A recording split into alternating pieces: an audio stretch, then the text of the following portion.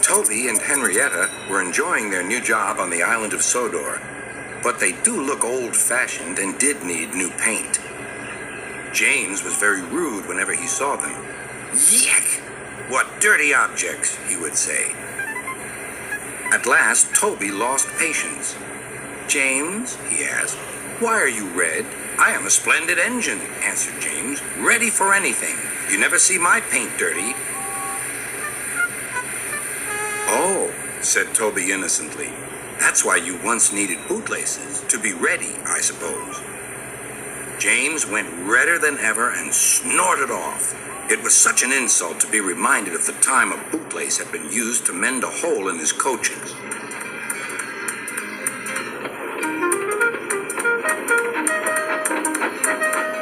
At the end of the line, James left his coaches and got ready for his next train.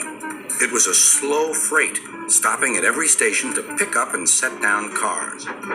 James hated slow freight trains. Dirty cars from dirty siding. Yeah!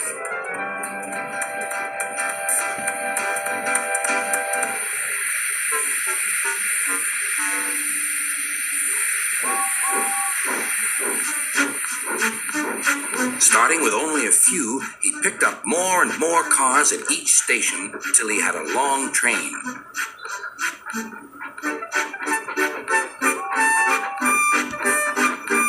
At first, the freight cars behaved well, but James bumped them so crossly that they were determined to get back at him. Presently, they approached the top of Gordon's Hill. Heavy freight trains halt here to set their brakes. James had had an accident with cars before and should have remembered this. Wait, James, wait, said the driver, but James wouldn't wait. He was too busy thinking what he would say to Toby when they next met. The freight car's chance had come. Hurrah! Hurrah! They laughed, and banging their buffers, they pushed him down the hill. On! On! Yelled the cars. I've got to stop! I've got to stop! Groaned James.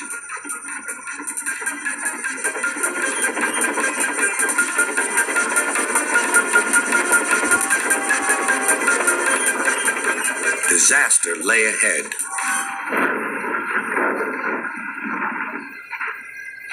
Something sticky splashed all over James. He had run into 2 tar wagons and was black from smokebox to cab. He was more dirty than hurt. But the tar wagons and some cars were all to pieces.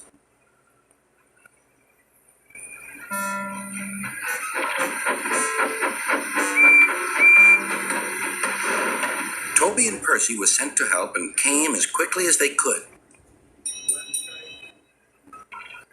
Look here, Percy, exclaimed Toby. Whatever is that dirty object? That's James, didn't you know? It's James's shape, said Toby. But James is a splendid red engine, and you never see his paint dirty.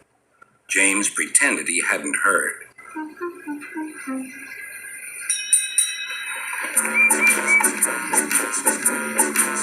Toby and Percy cleared away the unhurt cars and helped James home.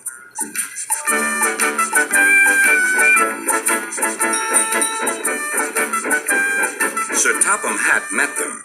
Well done, Percy and Toby, he turned to James. Fancy letting your cars run away. I am surprised. You're not fit to be seen. You must be cleaned at once. Toby shall have a new coat of paint. Please, sir, can Henrietta have one too? Said Toby. Certainly, Toby. Oh, thank you, sir. She will be pleased. All James could do was watch Toby as he ran off happily with the news.